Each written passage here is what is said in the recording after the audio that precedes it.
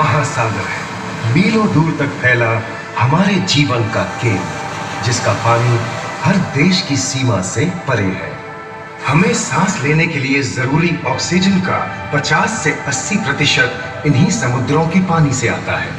ये भी कह सकते हैं कि ये सागर एक विशाल संयुक्त परिवार की तरह है, जिसमें ये सभी जीव एक ही घर में रहते हैं, जैसे मछलियां, mollusc, dolphin, seal, walrus, crustacean, bacteria, समुद्री एनिमोनी और हाँ, ब्लू व्हेल भी, जो पृथ्वी का सबसे बड़ा जीव माना जाता है। और जंतु ही नहीं, इन समुद्रों में पौधों की भी लाखों प्रजातियां पाई जाती हैं। इन विशाल समंदरों का पानी हमारी पृथ्वी का लगभग 3/4 हिस्सा है। इस धरती पर 5 बड़े महासागर हैं: आर्कटिक, अटलांटिक, हिंद, प्रशांत और दक्षिणी महासागर। ये सागर इतने महत्वपूर्ण हैं कि इनका तापमान और लहरें दुनिया के हर हिस्से के मौसम पर असर डालते हैं, चाहे वो मौसम कितना ही खतरनाक क्यों ना हो। हमारी ही तरह पानी के नीचे पनपता हर जीवन सूरज की रोशनी पर निर्भर है। जी हाँ जनाब, सिर्फ ये जंतु, मछलियां, पेड़ पौधे ही नहीं, बल्कि बैक्टीरिया जैसे सूक्ष्म जीव भी सूरज से ऊर्जा पाकर खिलखिला उठते हैं। ये देखो मिस्टर ऊदबिलाव, कितने मजे ले रहा है। देखा इसे, अपने चेहरे की पोजीशन ऐसे बदल रहा है जैसे किसी स्पा में स्टीम ले रहा हो। और वो चली मैडम व्हेल इटलाते हुए सनबाथ लेने। और ये जोकर मछली यानी क्लाउन फिश, ये तो गाना भी गाती है भाई, बिना किसी सुरताल के। हाँ, ये राग समुद्री जानती है, और कोई खतरा महसूस होने पर ये कभी गुर्राती है और कभी चहकती है। क्लाउन फिश है ना। और ये डॉल्फिन हमारे स्मार्टफोन से भी ज्यादा स्मार्ट है। ये अपनी आवाज का इस्तेमाल सोनार की तरह करके एकदम सही दिशा में तैरती और एक दूसरे को संदेश भेजती है। जी हाँ, ईमेल या व्हाट्सएप से भी तेज। मूंगा चट्टानें यानी कोरल रीफ दुनिया की सबसे विविध इकोसिस्टम्स में से है। इन चट्टानों को अक्सर समुद्र के वर्षावन कहा गया है। आई, समुद्र में वर्षा, अजीब बात है ना। अरे दरअसल इनका नाम इनके आसपास बसे इन जीवों की विविधता के कारण पड़ा है। इनमें से कुछ मूंगे गर्म उथले समुद्र में, तो कुछ ठंडी अंधेरी गहराइयों में रहकर हमारे इकोसिस्टम के संतुलन को बनाए रखते हैं। पौधे हमारे इकोसिस्टम का एक बहुत ही महत्वपूर्ण हिस्सा है और पानी में ऑक्सीजन का सबसे बड़ा स्रोत है।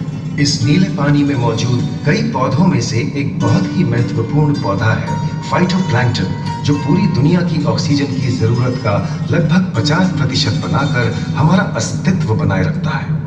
इन समुद्रों में पहुंचने वाली सूरज की रोशनी की मात्रा के हिसाब से उन्हें 3 क्षेत्रों या परतों में बांटा गया है। सतह के सबसे नजदीक वाली परत को यूफोटिक जोन या सनलाइट जोन कहा जाता है। जाहिर है कि यहाँ सूरज की सबसे ज्यादा रोशनी पहुंचती है और 90% समुद्री जीवन इसी परत में मौजूद है।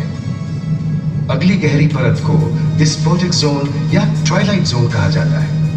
इस परत तक सूरज की सिर्फ 1% रोशनी पहुंचती है, जो पौधों के जिंदा रहने के लिए काफी नहीं है। तीसरी और सबसे गहरी परत एफोटिक जोन या मिडनाइट जोन है। यहाँ सूरज की रोशनी बिल्कुल नहीं पहुंचती। ये परत पूरी तरह से अंधेरी और ठंडी होती है, बिल्कुल किसी हॉरर मूवी के सीन जैसे। ये कई जगह पर इतनी गहरी होती है कि यहाँ आसानी से माउंट एवरेस्ट जैसे ऊंचे पहाड़ भी समा सकते हैं। और इसकी सबसे गहरी जगह है प्रशांत महासागर में मरियाना ट्रेंच। महाद्वीपीय तटों के साथ लगे उथले समुद्री इलाकों तक पहुंचना आसान है, लेकिन ये समुद्र का सिर्फ 10% है। समुद्र की गहराई जितनी बढ़ती जाती है, उतने ही वहां के हैरत अंगेज जीव जिन तक पहुंचना मुश्किल होता जाता है। ये समुद्री जीव पहले तो अपनी खूबसूरती से आपको छलते हैं और फिर अचानक एक खतरनाक रूप ले लेते हैं, जिनसे बचना मुश्किल ही नहीं, नामुमकिन है। पर ये क्या, अचानक ये रोशनी कहां से आई? ओहो, ये तो जेलीफिश का झुंड है, जिनकी रोशनी एकदम डिस्को लाइट की तरह लगती है। वाह, ये हुई ना बात। अब सभी बड़ी छोटी मछलियां इन चमचमाती डिस्को लाइट को देखकर पार्टी करने आएंगी। और फिर यही रोशनी उन्हें बेरहमी से दबोचकर उनका शिकार करके अंधेरे में वापस गायब हो जाएगी। लेकिन सभी शिकारियों को छलावे से लुभाना नहीं पड़ता। सबसे घातक शिकारियों में से है शार्क, जैसे ग्रेट व्हाइट और टाइगर शार्क। शार्क आमतौर पर सूरज ढलने के बाद अंधेरे में शिकार पे निकलती है समुद्री जीवों का यमराज बनकर। आज तक शार्क की 500 से ज्यादा प्रजातियों का पता चल चुका है।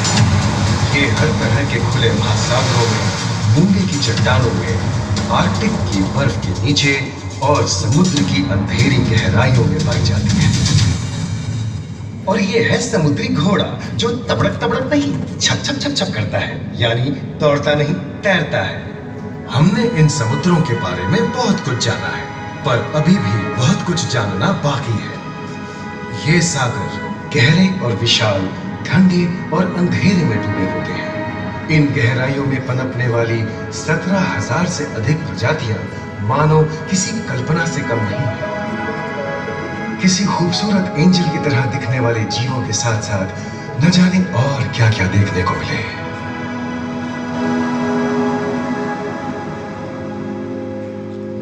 इन विशाल सागरों के इकोसिस्टम इनके बाहर तक फैले हैं। खारे पानी की खाड़ियां, समुद्रों, समुद्र तटों और नमकीन दलदली इलाकों तक। मानव जाति दशकों से प्लास्टिक, जहरीले रसायन, तेल और ऐसी कई चीजों को पानी में बहाकर समुद्रों को नुकसान पहुंचा रही है। कई समुद्री जीवों या मछलियों की दर्दनाक मौत और उनकी इस तड़प का जिम्मेदार हमारी मानव जाति ही है। पिछले कुछ दशकों में वैज्ञानिक पैमाने पर सामने आए खतरों में से एक बड़ा जलवायु परिवर्तन है, जिससे महासागर गर्म हो रहे हैं और ग्रीन हाउस गैसों की अधिकता और ऑक्सीजन की कमी के कारण इन समुद्रों का अम्लीकरण हो रहा है। सागरों के इस तरह गर्म होने से पानी का स्तर बढ़ गया है और बर्फ की चादर पिघल रही है। इस विनाशकारी बदलाव के परिणाम स्वरूप समुद्री जीवन खत्म हो रहा है और पूरे इकोसिस्टम के लिए ऐसे खतरनाक हालात हम ही पैदा कर रहे हैं। हमारी आने वाली पीढ़ी का भविष्य इस बात पर निर्भर करता है कि क्या हम आज अपने निजी जीवन से प्लास्टिक को हटाने जैसा छोटा कदम उठा सकते हैं, या फिर हम बड़े स्तर पर सख्त नियम बनाकर उन्हें लागू करें, जिससे समुद्री संसाधनों का दोहन और प्रदूषण कम हो। याद रखिए, बात हमारे अस्तित्व की है, तो बदलाव की शुरुआत भी हमें ही करनी है।